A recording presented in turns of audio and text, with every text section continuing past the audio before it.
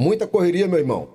Eu espero que você tenha participado da EBD na sua congregação, pois nós gravamos esse vídeo já depois da sala. Você só tem acesso a este material na segunda-feira da sua gravação à sua postagem. Então é isso. Eu desde já agradeço a você pela sua graça, pelo seu apoio, pela sua bênção neste projeto. E com bênçãos eu lhe retribuo sobre a sua vida, sobre a sua casa, em nome de Jesus Cristo. A aula que nós produzimos na sala presencial, não pense que aqui nós simplesmente replicamos. Não. O material aqui confeccionado, embora que os métodos e as ferramentas sejam as mesmas, mas a forma de aplicação é totalmente diferente, tá? Então não pense que você vai ouvir, se você teve a oportunidade de estar na nossa sala, a mesma coisa que você ouviu no percurso da EBD. Até porque aqui nós falamos e apresentaremos assuntos que nós não podemos fazer isto na sala presencial, por questão de ética e moral. Porque dentro da sala, como professor da EBD na nave da igreja, nós sabemos os nossos limites. Então nós temos que obedecê-los riscamente, evitando assim qualquer tipo de constrangimento entre os parceiros da EBD, como também os nossos líderes. Então não pode haver colisão e não podemos criar um ponto de discórdia ou de dissonância. Então tem que ter harmonia. Mas aqui neste canal nós temos liberdade para tratar de assuntos sensíveis com responsabilidade e com embasamento nas escrituras. Inclusive, nós temos mais na frente, em alguma parte do desenvolvimento deste vídeo, nós vamos trazer um assunto seríssimo, de grande importância para os dias atuais e que estão acontecendo nos dias atuais. E tendo um grande prejuízo, ou provocando um grande prejuízo dentro da igreja de Cristo, dentro das congregações. E isto você vai descobrir o que é aqui. Não vou dizer em que parte é do vídeo para que você não possa correr lá e pôr na parte que a gente vai revelar este aviso, esta não é uma denúncia, mas na verdade é um alerta que se deve fazer, o que deve ser feito nos dias atuais, sobre a vida destes homens. Como você observou na capa, já tem um vislumbre do que nós vamos falar aqui, sobre o que é este aviso, sobre em que direção nós vamos fazer sua aplicação. Aqui nós levaremos o conteúdo da nossa lição dentro do ponto de vista das Escrituras. Então, o único material que nós vamos usar, além das lições ou da lição, é a própria Escritura. Às vezes você pode ter dificuldade para me compreender do outro lado da telinha, mas não fique apavorado. É as Escrituras que eu vou lhe mostrar, é a Escritura que vou lhe revelar, é sobre a Escritura que vamos falar, mostrando pontualmente aquilo que foi apresentado na manhã deste domingo. Segue conosco. Graça e paz. A paz do Senhor Jesus Cristo.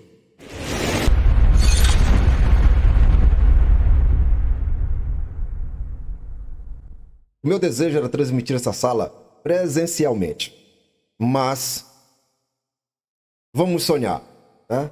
Estamos trabalhando para que nós alcancemos 1000 mais 10 inscritos. Então, compartilhe, assine, se inscreva no canal, não lhe custa nada, apoie, abençoe este projeto, acione as notificações. É muito importante para fortalecer este projeto. Porque nós temos algo já pronto para você, mas só vamos revelar quando tivermos com 1000 mais 10 inscritos. Porque se revelarmos agora, outro pode vir e copiar. Então tá aqui na gavetazinha, guardadozinho. Estamos crendo que vamos chegar logo logo a esta meta. Não vamos desistir, vai ter vídeo aqui constantemente. E queremos desde já que você possa participar. Se inscreva. Eu não vou me inscrever porque você vai saber quem é. Não tem como saber quem você é. tá? Você se inscrevendo, acionando o sininho. Não tenho. Não tem de maneira nenhuma uma forma de eu descobrir quem é você do outro lado. A menos que você queira ser um cooperador direto deste projeto. E a única forma de isto ser uma realidade é você fazendo os seus comentários, né, na aba de comentários. Aí sim eu vou saber quem você é. Então, se você tem alguma reclamação, algo que a gente pode melhorar, algo que está faltando, vá lá nos comentários, participe. O fortalecimento deste projeto, ele depende inteiramente de vocês. Então, eu tenho que saber o que está faltando, eu tenho que ver o que vocês estão vendo, né? Que possivelmente para mim esteja tudo perfeito, mas você que está do outro lado da telinha, talvez esteja faltando algo. Então, quando essa harmonia acontecer, certamente as coisas vão dar certo. E eu sei que você tem nos abençoado poderosamente, tem criado uma torcida ao nosso favor e a este projeto. Então, escreva lá no comentário, põe o que você acha, põe o que você acha que está faltando, ou a sua opinião, faça alguma coisa, reaja, compartilhe, né? E vamos que vamos. 1000 mais 10 inscritos. Quando chegarmos nessa meta, aí nós vamos lançar o que eu estou prenunciando aqui antecipadamente. Meu irmão, tem que ter fé. E não é pouca não, viu? É muita fé. Estamos aí na marca de 55 inscritos, né? Tá faltando um restante só de 850 mais 10, tá? Mas nós vamos chegar lá. Em nome de Jesus Cristo, com seu apoio, com a sua ajuda, com a sua bênção. E vamos para a nossa lição. Lição de número 4. Resguardando-se de sentimentos ruins. Dentro deste vídeo, nós vamos discutir em um único apanhado sobre o primeiro, segundo e terceiro ponto dentro dos seus respectivos itens. Nós não vamos ler a lição, até porque você já fez isso, se você participou das nossas EBDs. Então não há necessidade de eu lhe levar para dentro da lição literalmente, porque você já sabe, esses pontos já foram discutidos pelos seus professores. Então aqui é uma forma em que nós encontramos de fazer com que você tenha um reforço daquilo que você ouviu. Talvez, de repente, não vai ser o que você ouviu do seu professor, tá? Não vai ser da mesma forma, a aplicação, o método não vai ser o mesmo que foi aplicado para você. Até porque nós vamos navegar dentro das Escrituras, segundo as Escrituras, até porque as Escrituras, ou as nossas lições, a base dela é as Escrituras. Mas eu vou lhe mostrar os fundamentos das leis, vou lhe mostrar os fundamentos dos tópicos, das epígrafes, dos pontos, todos eles apresentados durante a nossa EBD. Não vou descrevê-la, que vai ser a última vez que vou mencioná-los. Então, por uma única vez, eu vou fazer isto que é agora. Não vou repetir mais esta fala no decorrer do vídeo. Nós vamos para dentro das Escrituras, ok? Aqui dentro da lição, nós vamos somente até a leitura de classe, que, na verdade, é a continuação das nossas aulas, do nosso trimestre. Estudamos no domingo passado, Mateus capítulo 5, do 17 ao versículo de número 20. E hoje continuamos a partir do 21 ao versículo de número 26. E esta é a nossa interface dentro deste projeto, dentro deste vídeo. Então você tem que ter muita paciência, muita calma, porque nós vamos ler as Escrituras, nós vamos ouvir as Escrituras, tá? Você não vai me ouvir, você não vai ouvir o meu pensamento, a forma que eu acho. Eu vou trazer as Escrituras, e como elas estão dizendo, e sobre esta base é que vamos produzir alguma coisa, em nome de Jesus Cristo. Qual a primeira impressão que eu tenho quando eu vejo atentamente este texto? A minha impressão é a mesma do texto estudado anteriormente, ou antes deste, que foi o de domingo passado. Quando Jesus extrai o ensinamento e identifica um possível revolucionário no meio dos que estão recebendo aquele ensinamento direto, que são os apóstolos. Versículo 17 do capítulo de número 5, quando ele diz que não vem para abolir, mas cumprir toda a lei. E quando eu olho para esse texto, não vejo diferente. Observe que ainda o ensinamento está sendo aplicado aos apóstolos. E dentro da multidão, assim como ele tirou uma primeira lição do versículo 20 do mesmo capítulo, este ensinamento se estende. Agora no versículo 22, quando eu ouço e quando eu leio, eu, porém, vos digo que qualquer que sem motivo se encolarizar contra seu irmão será réu de juízo. E qualquer que chamar o seu irmão de raca será réu do sinédrio. E qualquer que lhe chamar de louco será réu do fogo do inferno. Vou selecionar para que você saiba onde eu estou lendo. Trazer aqui uma outra tradução, a Revista Corrigida. O mesmo versículo.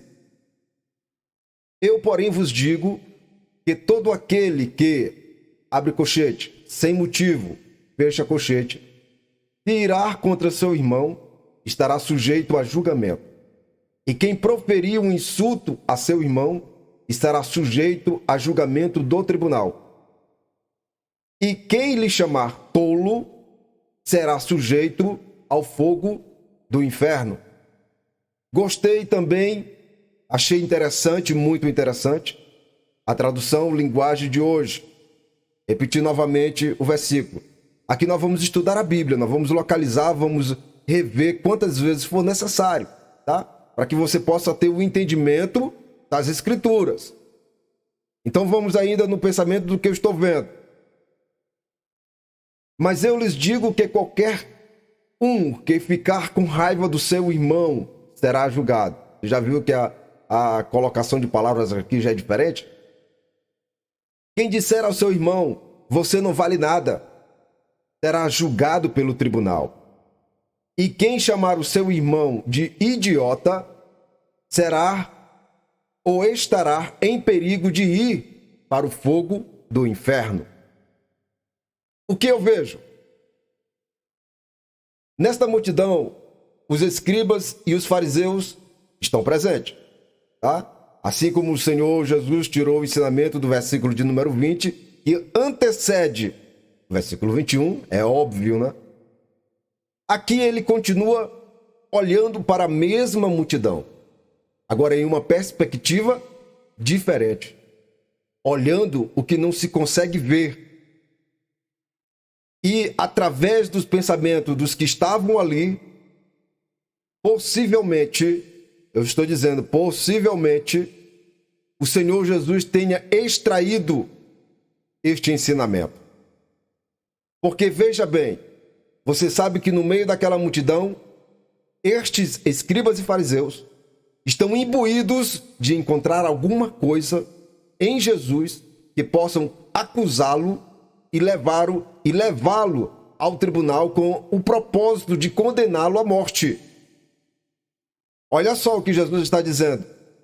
Qualquer um que sem motivo, qual seria o motivo? Qual seria o motivo deles estar com tanta raiva de Cristo? Versículo de número 22. Porque Cristo era irmão deles. Por que eles estariam alimentando tamanho ódio dentro do seu coração? Eles estariam passíveis de juízo. Vai saber o que estes homens estavam pensando naquele momento a respeito de Jesus. Jesus tendo aquele auditório, aquela plateia toda no pé daquele monte, uma multidão extrema sendo ovacionado com muita atenção, sendo ouvido. Aí ele continua, e qualquer que chamar o seu irmão de raca, será réu do sinédrio. Um insulto, dizer que ele não vale nada na linguagem de hoje. Então isto está acontecendo, meu irmão, literalmente, assim como Jesus conseguiu identificar um visionário ou um revolucionário no versículo 17, agora ele localiza estes. Você acha que no meio daquela multidão, Jesus não estava sendo insultado por estes homens? A quem se aplicaria este texto, se não a estes, aos escribas e aos fariseus? Chamá-lo de louco, na linguagem de hoje, chamá-lo de idiota, na linguagem revista atualizada, chamá-lo de tolo. Esses eram os insultos que estavam sendo produzidos na mente destes homens. E aqui, o Senhor, ele usa esta situação para dizer que eles estavam sujeitos a um tribunal, porque estavam violando o mandamento referente do versículo 21, que é o 6º mandamento, que está sendo estudado, está sendo avaliado nesta lição. Qual é o mandamento? Não matarás, porque este era o desejo que ardia no coração destes homens. Essa cólera implacável de se apossar de Jesus e sentenciá-lo à morte. O Senhor Jesus não está introduzindo este ensinamento aos apóstolos simplesmente porque veio na sua cabeça, não. Ele está aproveitando aquela situação para extrair um ensinamento poderoso. E com isto, o Senhor, ele altera o próprio mandamento. Em que parte ele altera o mandamento? A alteração que ele faz é a inclusão de uma nova cláusula dentro do mandamento. Porque você observa no versículo 21 que após o mandamento a cláusula é: mas qualquer que matar será réu de juízo. E agora o Senhor está transferindo o mandamento que é constituído na parte física para a parte espiritual. O juízo só poderia ser concretizado se houvesse vítima. Agora, meu irmão, o homem ou a mulher pode ser levado ao juiz sem ter praticado o ato físico, porque agora é espiritual. Jesus está tratando de algo aqui que está sendo desenvolvido dentro da mente. Quando ele fala do tribunal de Sinédrio, ele estando a oeste do Mar da Galileia, que é no Monte das Bem-aventuranças, o Sinédrio está localizado em Jerusalém. E numa linha direta dá equivalente a aproximadamente 128 quilômetros. Isso em linha reta, pelo mapa via satélite. Aqui só para você ter uma noção de distância de onde está sendo aplicado o sermão e a apresentação que ele faz do Sinédrio. Mas além do Sinédrio, tinha as cortes locais, que funcionavam como primeira instância em cada região. E o Sinédrio funcionava como uma suprema corte, ou a segunda instância. E este, quando ele apelava por inocência na primeira instância, era enviado ao Sinédrio, cujos participantes têm um número de 71 membros. Aí você olhando novamente o texto de número 22, você vai dizer o seguinte: mas eu só posso ir a julgamento se eu proferir, se eu tornar legível ou físico aquilo que eu estou pensando. Verdade. Literalmente é uma grande verdade, é o versículo de número 22. Você só pode ir a juízo ou ao tribunal para julgamento se você proferir. Mas Jesus, no versículo de número 23, aí ele aperta o negócio. Mesmo você não produzindo aquilo que está pensando, na hora de você ofertar, de produzir a sua oferta no altar, de apresentar a sua oferta no altar, você vai ter que ir ao X, né, e se acertar com ele, para que ele não lhe leve ao tribunal, porque ele sabe, mesmo que você não proferiu, não produziu meios físicos audíveis mas ele sabe que tem um negócio ali e que precisa ser acertado. E você, antes de apresentar a sua oferta, você vai ter que aparar. Porque se você não aparar o mal pela raiz, não estancar o mal pela raiz, a sua oferta não terá valor nenhum. E ainda vem coisa muito mais forte ainda pela frente. Eu vou trazer para vocês, não aqui, mas antes de lhe mostrar um segredo dentro deste versículo de número 23, preciso lhe mostrar que ele não é contrário à lei. Ele quem? O Evangelho, o próprio Novo Testamento. Aqui nós temos um exemplo claríssimo da importância do Novo Testamento, onde Cristo está usando o Antigo Testamento como base e fazendo a inclusão de uma nova cláusula dentro da lei, tornando a lei mais rigorosa, mais rígida. Porque enquanto se competia somente no espaço físico, agora o tribunal que julgava com propriedade sobre a lei, os casos das pessoas, agora quem tem essa autoridade de julgar, o que não compete ao Sinédrio, é o próprio Deus. É aquele que conhece os nossos entendimentos, os nossos pensamentos. E tudo está registrado no livro de Deus. Um livro que cada um de nós carregamos. Tudo que fazemos, tudo que produzimos, está registrado lá. Agora, quando você se rende a Cristo e que o sangue carmesim lhe purifica, uma borracha é passada no que você produziu durante toda a sua vida e a sua história começa a ser reescrita. Olha que poderoso esse Novo Testamento, esse novo mandamento. Isto é graça imerecida. Voltando para o versículo de número 21, regressando um pouco para me poder produzir este pensamento. Quando ele diz, ouvistes que foi dito aos antigos. Aqui ele faz uma menção a Moisés, mas também a outros mais antigos que Moisés. Porque esta lei, quando ela foi implantada no Êxodo, capítulo de número 20, lá no monte, para o povo de Israel, e cunhada nas pedras, ela já existia. Sim, é isso mesmo que você está ouvindo. Esta lei, ela já existia antes mesmo que fosse constituído a Torá, a lei. Por isso que Jesus sabiamente está fazendo menção disso aqui no versículo de número 21.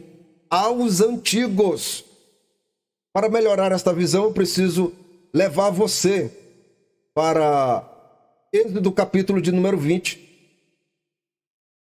para lhe mostrar que esta lei subsistia antes que ela fosse cunhada naquelas pedras entregues a Moisés.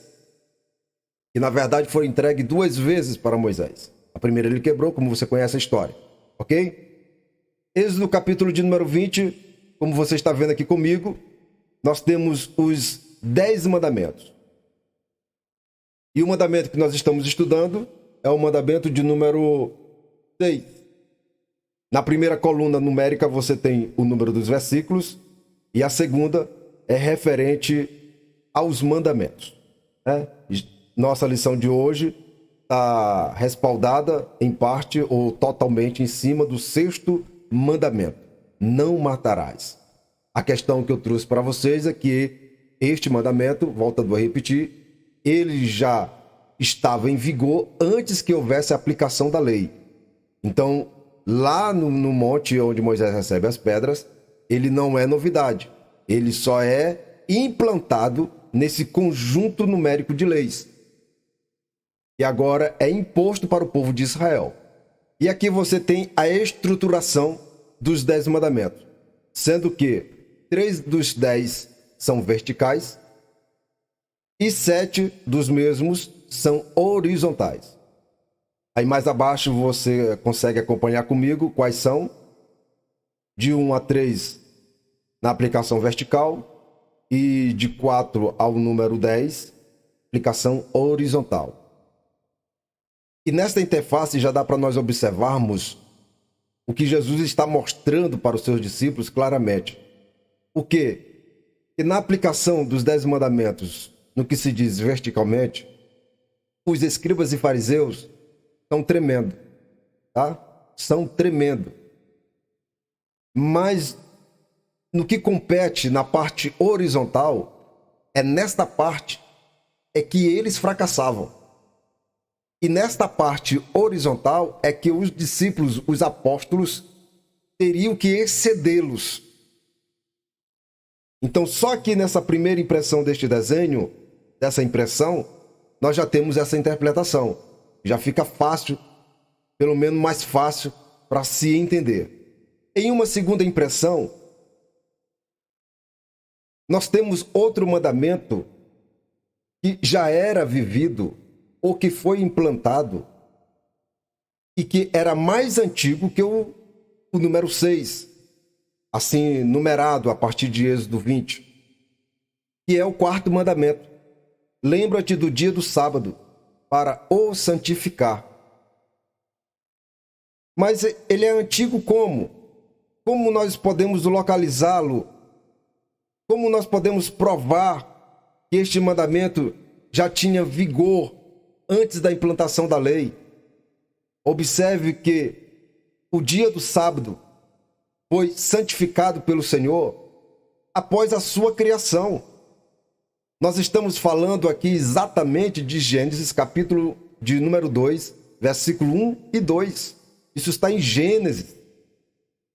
Bem antes de Abraão, só para você ter uma noção, como o Senhor pega as suas leis e vai aperfeiçoando, vai modificando.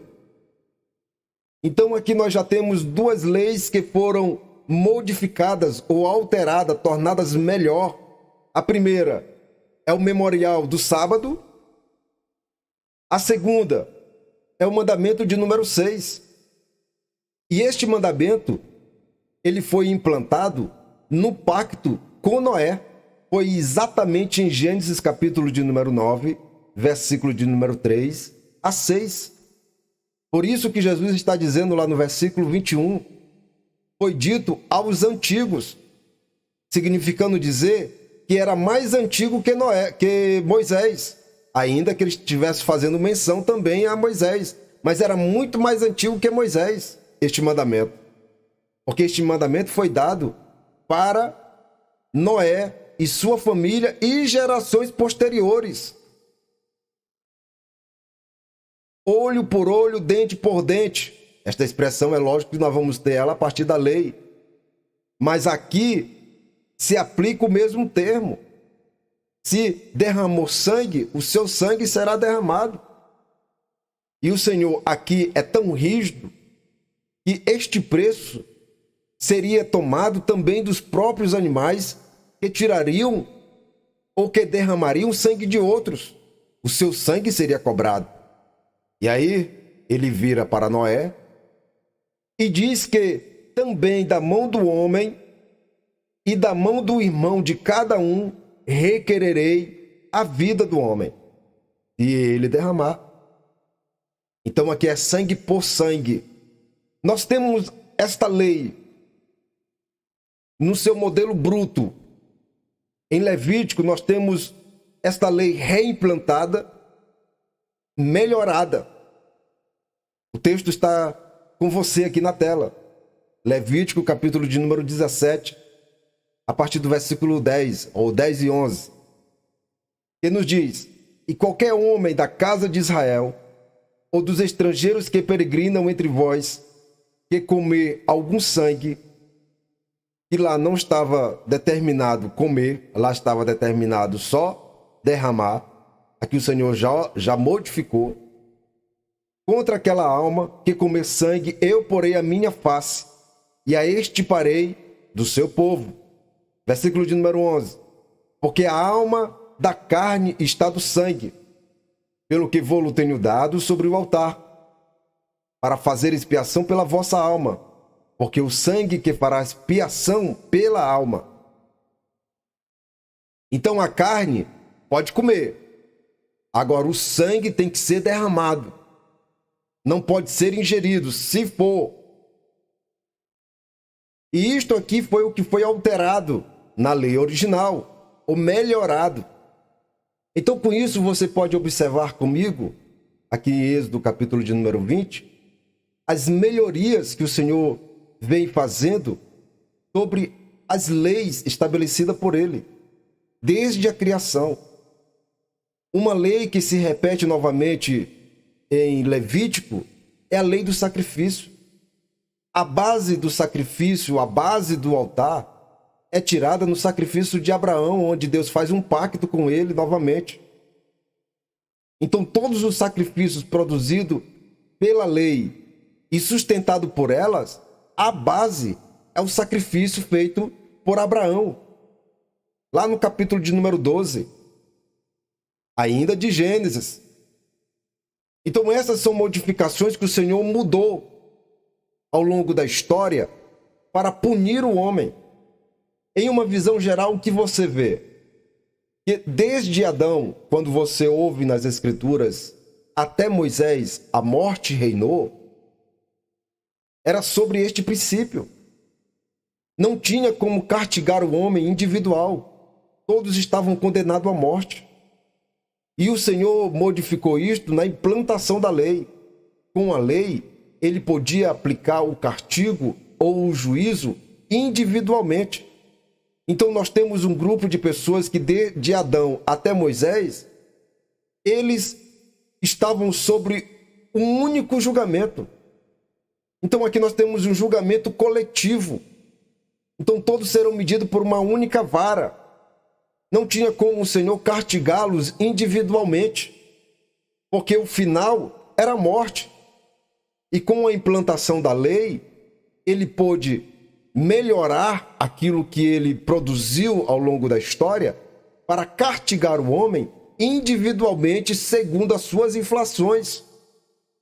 Isto é o motivo e a aplicação literal da lei na vida do homem. Em uma perspectiva geral do que é a lei, se resume somente aos 10 mandamentos? Não. A lei não se resume somente aos 10 mandamentos. A perspectiva geral da Torá, da lei em si, é exatamente o que você está vendo aqui na tela. A constituinte dos hebreus, o decálogo, é exatamente isso aqui. Os mandamentos, que são os 10, com preceitos, juízos e estatutos. Como é que funcionam? Os juízos são aplicados na violação dos mandamentos e dos preceitos.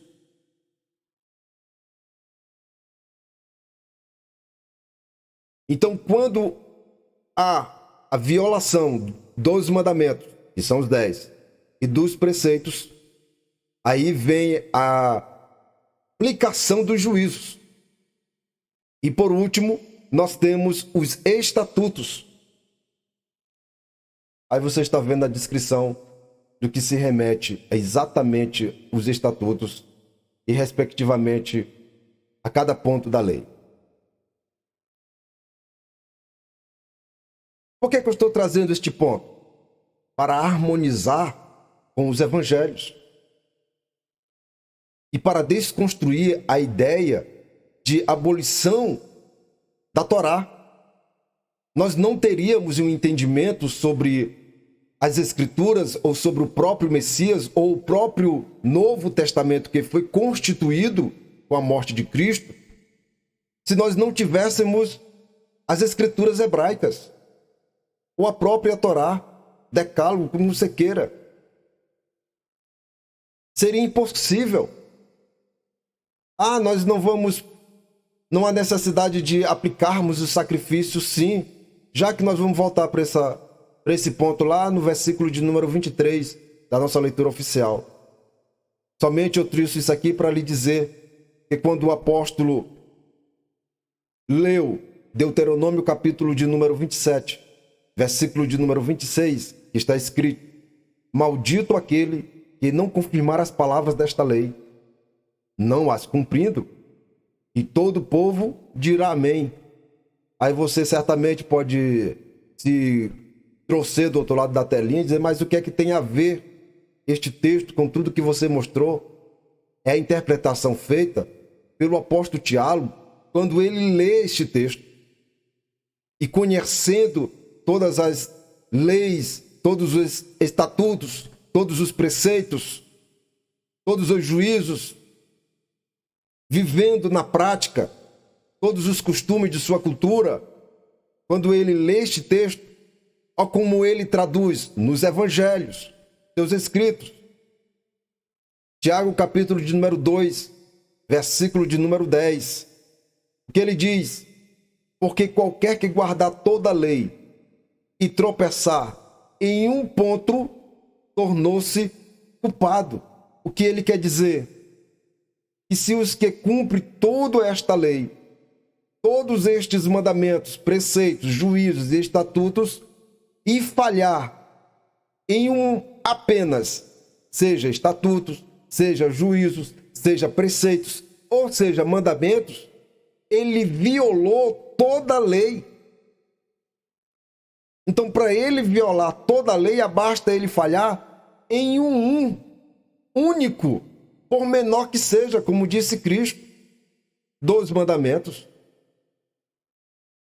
Por isso que eu montei essa estrutura para lhe mostrar a importância que é o Antigo Testamento para a Igreja de Cristo. É muito importante. O Evangelho de Cristo, ou o Novo Testamento, ele foi anunciado por Moisés. Todos os símbolos que Israel conseguiu produzir pré-anunciava a existência de um novo nascimento, ou de um novo testamento, sempre acompanhado do velho, sempre acompanhado da lei, sempre, em todos os tipos. Moisés sela estas profecias em forma de tipologias, de imagem, de símbolos. No sacrifício que é apresentado pelos sacerdotes, na cerimônia em que a vítima é imolada e o sangue é posto sobre duas bacias.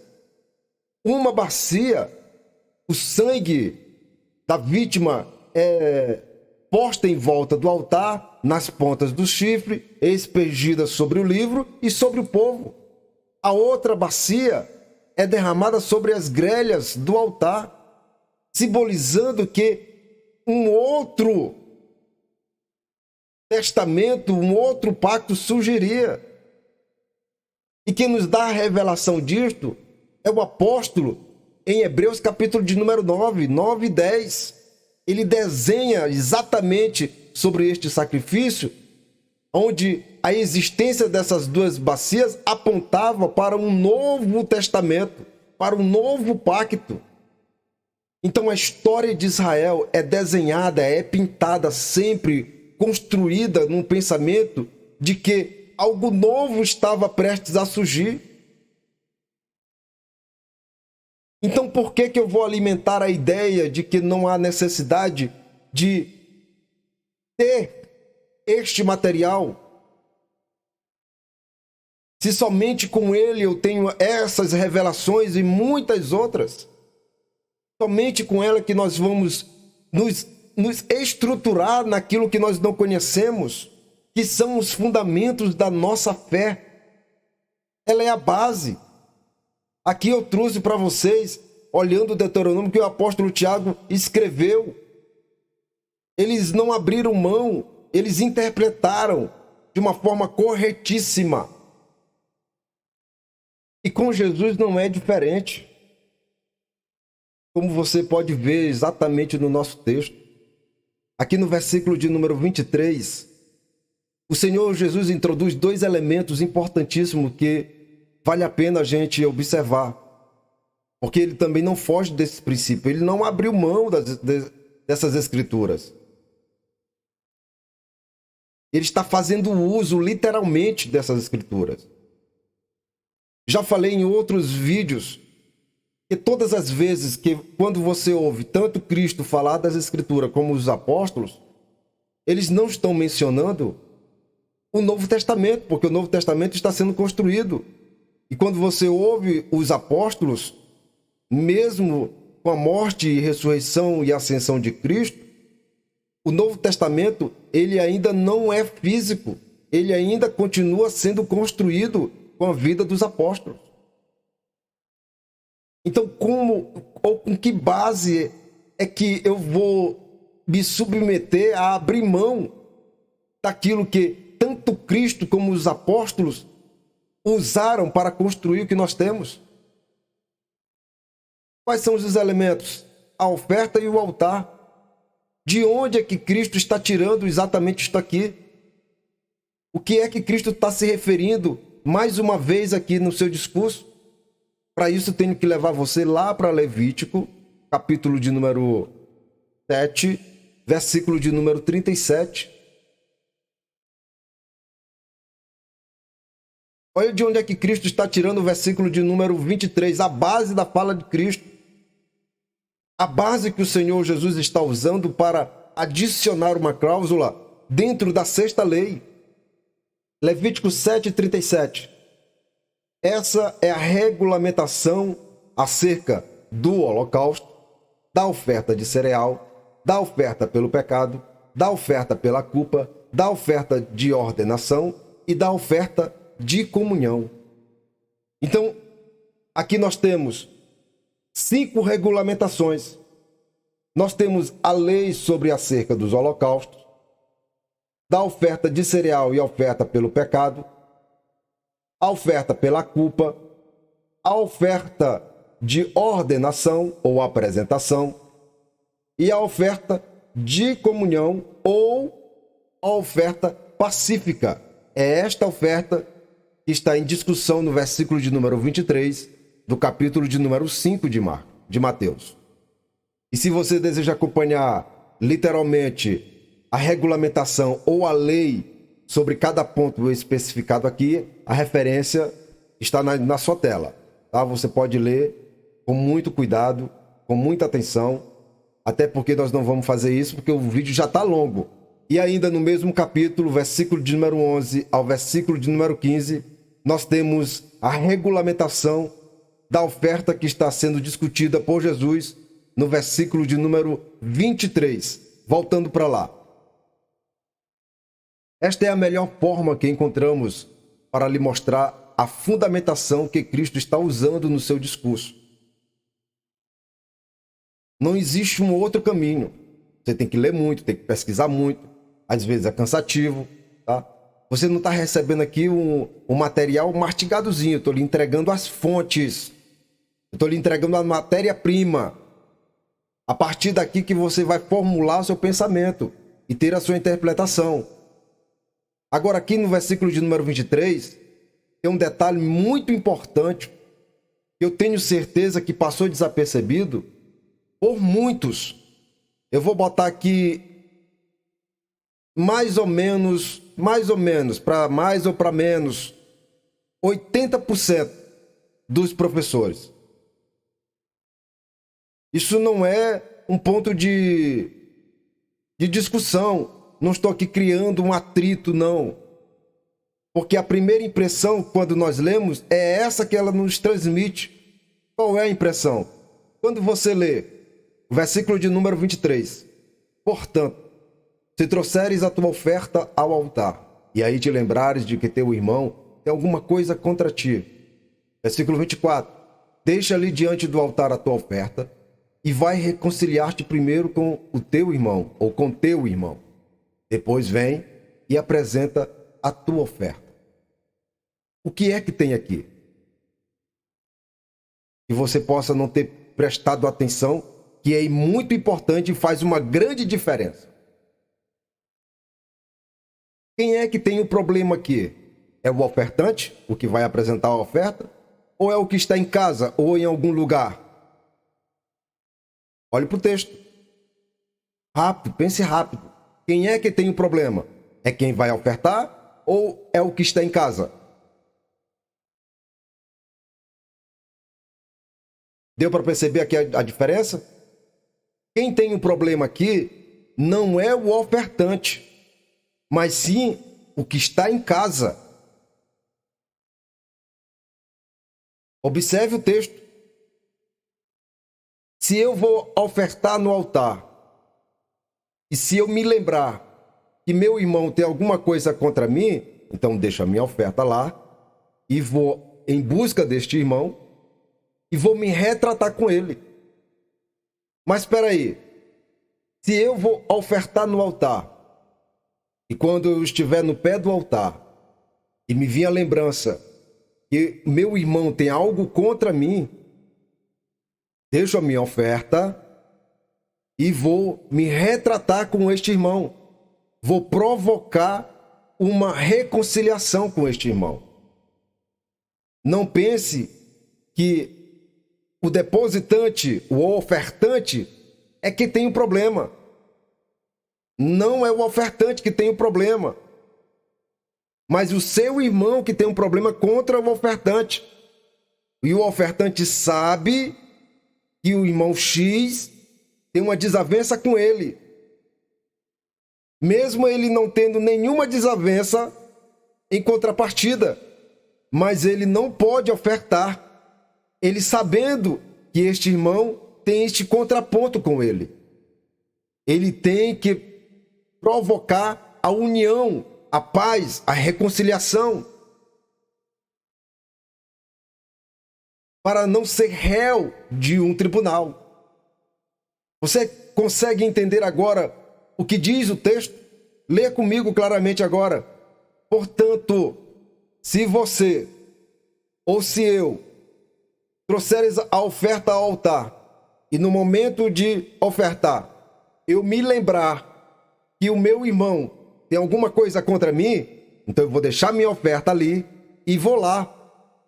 Não pense que se eu, que estou ofertando, tenho um problema com você, deixo a minha oferta ali e vou procurar me concentrar. Não é isso, não funciona. Esta não é a regra.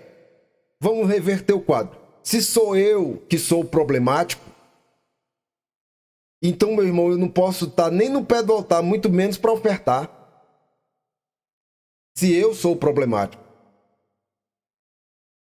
Se o meu problema é com o meu irmão, eu vou orar a Deus para que este irmão rompa as barreiras e venha se reconciliar comigo. Porque se eu que sou o problema para a vida dele, ele sabe disso. Você está entendendo uma ótica aqui do versículo? Por que é que não funciona? Porque se eu sou o problema e se eu der o primeiro passo para resolver esta questão, depois de ter ofendido, eu posso criar um problema ainda maior. Porque ele vai estar com orgulho ferido, vai estar com um sentimento magoado. Ele não vai me perdoar. Ele não vai aceitar as minhas considerações, porque eu machuquei. O cenário agora do versículo, do texto sagrado. Eu sou a vítima e sei que X tem uma oposição a meu favor. Eu sabendo disso, eu não posso apresentar a minha oferta sabendo disso. Por que o Senhor, no versículo de número 25, ele manda ter pressa para resolver isto? Porque se eu não resolver isto, eu posso chegar em um determinado momento, quando eu estiver fazendo certa exposição, e este camarada, tendo ou sendo oposição a mim, ele pode se levantar em público e apresentar o seu desfavor contra meu respeito. Esse é o tribunal, este é o juízo. Você não sabe a quantidade de pessoas que não podem falar sobre determinados assuntos porque estão presos a outros, ou porque outros sabem de história deles que eles não podem trazer à tona. Eles não podem falar determinadas assuntos ou resolver determinadas situações, porque corre um risco de uma retaliação. Para fazer isso, tem que consertar primeiro.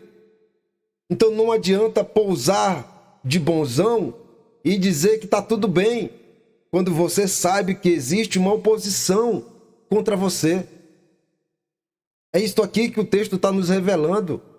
Sabendo disso, eu tenho que correr depressa para resolver isto, para evitar constrangimento, um julgamento desfavorável, desconfortável.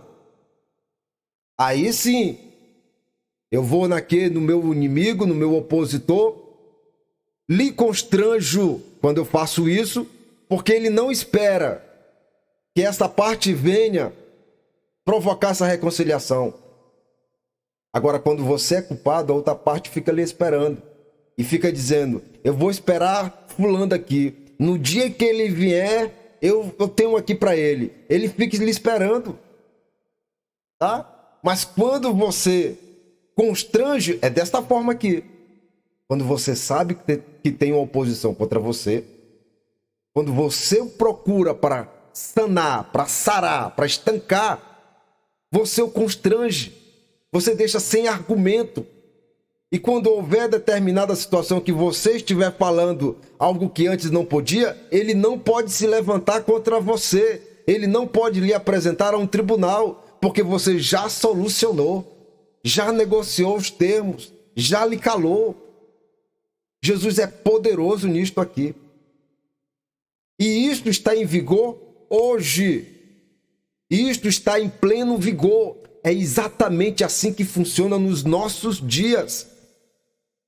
Não pense que é você que tem um problema, que deve ir de imediato reconciliar com o seu irmão. Você tem que procurar outros meios quando você é a causa. Porque aqui nesta situação, se você fizer, você pode desenrolar ou desenvolver uma coisa pior. Pode dar uma intriga, pode dar uma morte, pode dar uma coisa lá que possa sair do controle. Então existem outros meios quando eu ou você é o problema. Não se aplica neste particular. Este particular se aplica quando você é a vítima. Entenda isso. Quando você é a vítima. Então não misture a situação. Então, feito isto, aí você reconcilia com o seu irmão depressa, corre lá. Se você sabe de alguma coisa, se você o fizer, você vai estar cumprindo cabalmente os ensinos de Cristo.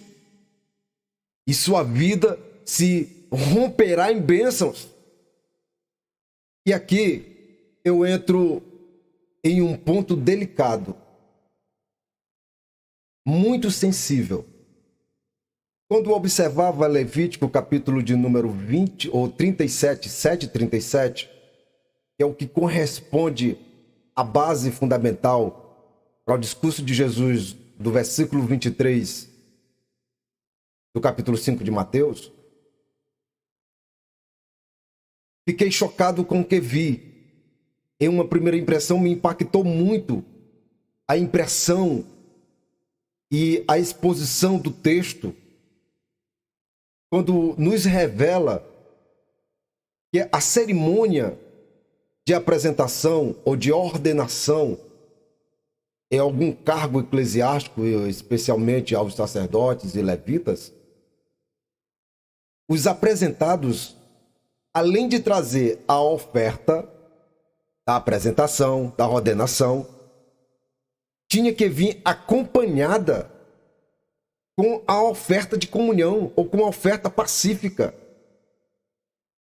Eles tinham que se apresentar ao sumo sacerdote com a oferta equivalente à sua apresentação e com a oferta de comunhão. O que eu quero dizer com isto é que estes homens, eles tinham que ter comunhão com o povo. Ou melhor, segundo a expressão, segundo os ensinamentos de Jesus, o povo teria que ter comunhão com os apresentados. Se no momento da apresentação um destes se lembrassem que um dos seus pares tinha algum problema com eles tinham de imediato deixar a sua oferta no pé do altar e se acertar. Não ele sendo problema, mas ele conhecendo que o irmão tinha um problema com ele. Com isto, qual o pensamento que eu tenho? Qual a visão? O que vi quando me deparei com este texto? A dor de cabeça que os pastores, em todos os segmentos, em todas as regiões, em todas as áreas, estão sofrendo com seus obreiros. Sim. Nós já falamos aqui em lições anteriores do discípulo nu, em particularmente o obreiro nu. Suas vestes, ou falta de suas vestes, as vestes que correspondem ao seu ministério, ao seu chamado. Estou dizendo com base em Levítico, capítulo de número 7, versículo de número 37. E com isso você tem a ordenação do que eu estou lhe falando, que é a oferta de ordenação ou apresentação, Êxodo, capítulo de número 29, versículo 1, Levítico de número 6, versículo 20, capítulo de número 7, versículo de número 11. É a base do que eu estou lhe falando aqui. Estes homens de Deus estão sofrendo. Sofrendo em que ponto? Em que ponto de vista? O que chega aos seus ouvidos? Ou vem reclamação do povo para com estes, ou chega aos seus ouvidos que estes têm uma indiferença em oposição aos seus líderes. Meu irmão, isso cria um problema dentro da casa que só você conhece o tamanho. Não estou dizendo que na minha congregação tem. Não estou dizendo que os meus pares têm um problema comigo. Também não estou dizendo que eu tenho um problema com os meus pares, com os meus líderes. Pelo contrário, temos um relacionamento equilibrado. E aonde eu devo obediência, literalmente, em todos os sentidos ético, moral e eclesiásticos, a estes homens, porque eles estão em uma cadeira hierárquica acima. E eu conheço os meus limites, conheço minhas limitações, conheço as minhas fronteiras. Então, qual é o apelo que eu estou fazendo aqui? E com base no que nós vemos, os ensinamentos de Jesus, ministros espalhados pelo mundo, cancele essa desavença. Cancele essa desavença. Dê o primeiro passo. Você sabe aonde é que está o gargalo do negócio? Quando você der o primeiro passo, eles não conseguirão ter uma reação ao contrário, ou não terão uma reação oposta, em oposição, ficarão constrangidos com o seu posicionamento. Quem lhe dá base nisto é o próprio Cristo. Você tem o poder das Escrituras nas mãos para chamar estes camaradas ao pé da mesa. Esse poder foi lhe dado. E mais, isto fere o seu ministério, seus ministérios. Isso tira suas noites de sono, o seu travesseiro. Eu sei, eu sinto isto no meu espírito, na minha alma, no meu ser, o quanto isto dói. Porque eu me coloco no seu lugar. E a forma de sanar isto é este caminho que Cristo está ensinando aqui. O primeiro passo tem que ser o seu. Não estou aqui lhe ensinando a como fazer seu ministério. Não estou fazendo isso, longe de mim. Eu simplesmente estou aqui sentindo a sua dor. A vontade que você tem de fazer o que está no seu coração. mas preocupado com certas situações, você recua, ou pelo menos fica na expectativa, aguardando uma situação para que você possa lançar seus projetos, mas você não tem a liberdade que você gostaria de ter. Algumas coisas lhe amarram. O poder está nas suas mãos.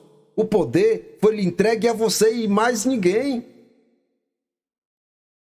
Assim como o sábado foi criado para o homem, os senhores foram constituídos para nós.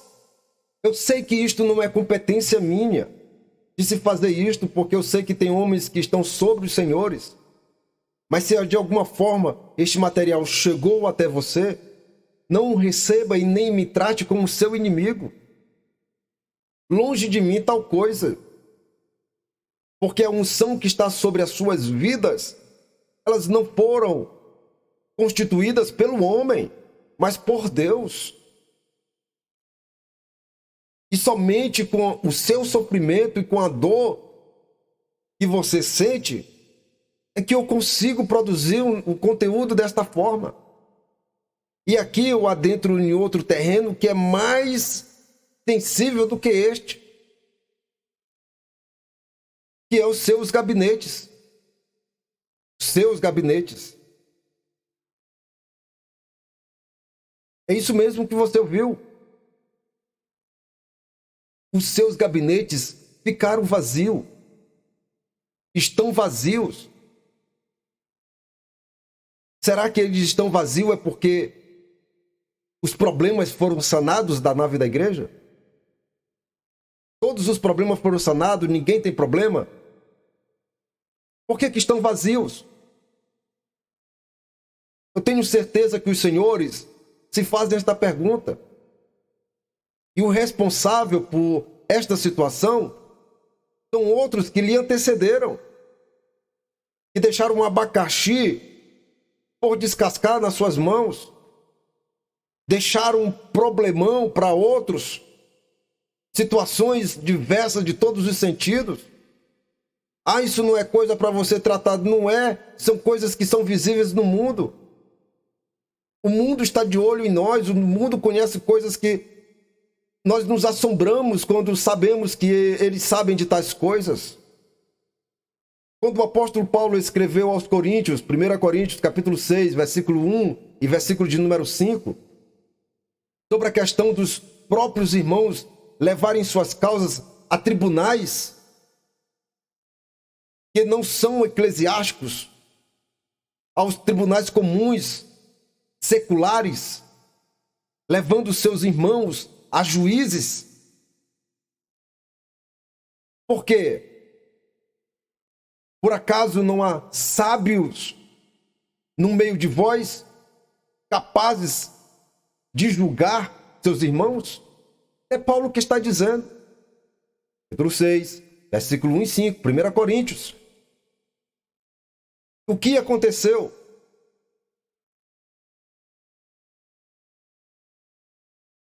Os problemas não sanaram. Seus gabinetes estão vazios. Não é porque não existe problema. Meus mestres, e os senhores imaginarem, que eu sei que os senhores sabem e sentem isto. A deficiência, a carência, o quão enfermo estão os nossos irmãos. Por esse tipo de coisa, por esse tipo de situação, desavenças, fofocas, discórdias, dissonâncias entre pares, disputas entre cargos, não se consegue contar. A questão é que estes perderam a credibilidade nos seus gabinetes. Não é por sua culpa, mas por conta daqueles que você o antecedeu. Porque usaram o mecanismo dos gabinetes em suas investigações. Eles romperam o código de ética do gabinete Qual é o código de ética dos gabinetes? O que se trata lá no gabinete fica.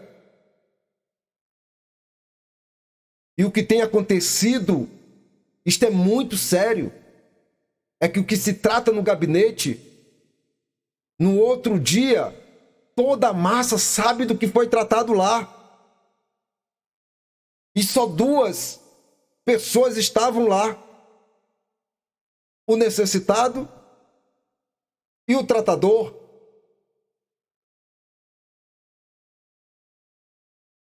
Então quem vazou? Quem vazou o assunto que estava confidencializado na ética do gabinete? Na ética da confissão? Tenho certeza que não foi a vítima ou o prejudicado. Alguém implantou uma escuta, se tem alguma escuta, faça uma filtragem, descubra. É isto que está acontecendo. O meu apelo aqui, em nome de Jesus Cristo, é que seus gabinetes sejam restaurados o mais rápido possível. O mais rápido possível, meus senhores, meus mestres. Restaurem seus gabinetes, porque o povo está precisando desabafar. O povo está precisando, o povo está clamando, o povo está querendo um ouvido confiável e não está conseguindo encontrar. Estão buscando fontes externas. Estão se mutilando espiritualmente.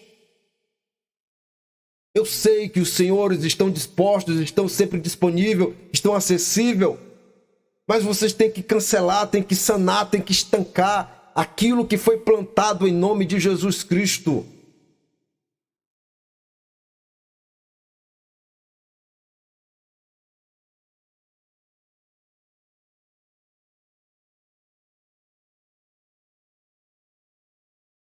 O povo quer de volta seus gabinetes, precisam deles. Não tem a quem recorrer.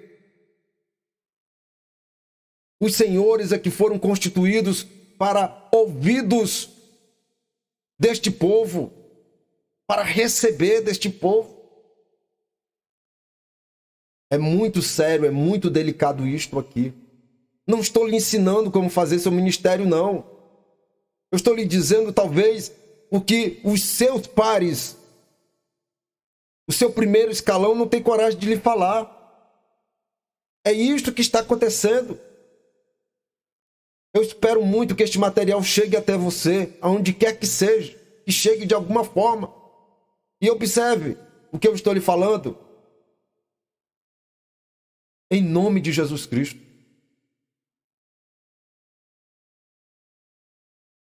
Quando o comentarista nos traz o desfavor do profeta Oséias, no capítulo 4, versículo 1 a 3, no segundo ponto da lição, com a ira de Jesus, quando ele adentra no templo, que está em João, capítulo de número 2, versículo 13 ao versículo de número 17, de imediato me lembro de Paulo escrevendo aos Gálatas, no capítulo de número 5, versículo 19 a 21. Apenas o versículo de número 20.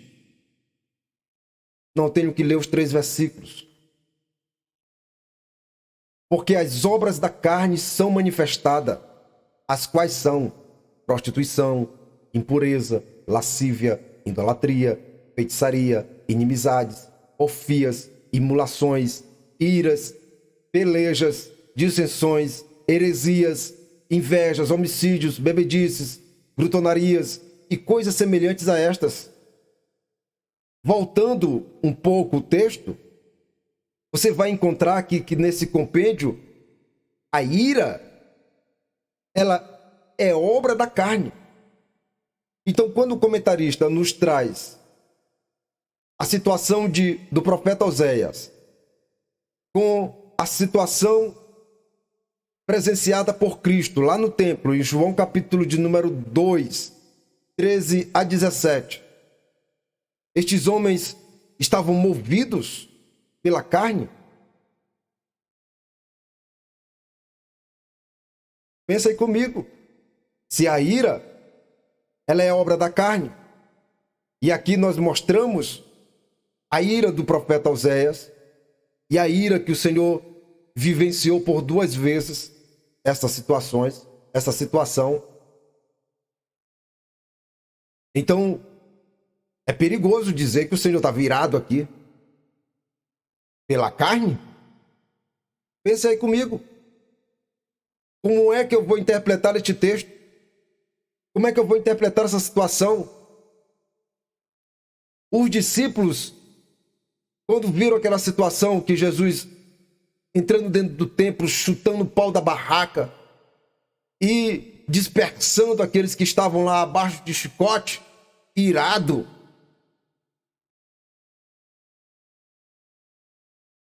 Os seus apóstolos viajaram no tempo rapidamente e se lembraram de uma situação vivida por Davi. Olha só, Salmo de número 69, versículo de número 9. Qual foi a conclusão? Qual foi a conclusão dos apóstolos naquele momento, vendo aquela situação? Não foi uma ira produzida pela carne. Não era da carne. Aquilo se chamava zelo. Zelo. Foi como os apóstolos interpretaram aquela reação de Jesus que ele teve naquele momento. Pois o zelo da tua casa me devorou, e as afrontas dos que te afrontam caíram sobre mim. Os apóstolos se lembraram deste texto, desta situação que Davi escrevera, e produziram: o zelo da tua casa me devorará. O que é que eu quero dizer com isto? Senhores, ungidos, homens de Deus, o zelo da tua casa te devora? Se o zelo da casa te devora por dentro, produzindo choro com gemidos inexprimíveis, aqui está a solução. A solução é radical. Aqui está a base para você executar o que está te consumindo. Execute, limpe a casa, porque o dono dela está voltando. E você sabe a responsabilidade que tens, e o preço será cobrado. Em nome de Jesus Cristo, que Deus lhe abençoe, que Deus lhe guarde, que Deus lhe proteja, que Deus lhe ilumine, que Deus lhe estruture, que o Espírito da graça, da sabedoria e da ciência venha lhe provocar explosões na sua vida, para a honra e para a glória do santo nome do Senhor Jesus Cristo. Em nome de Jesus. Amém.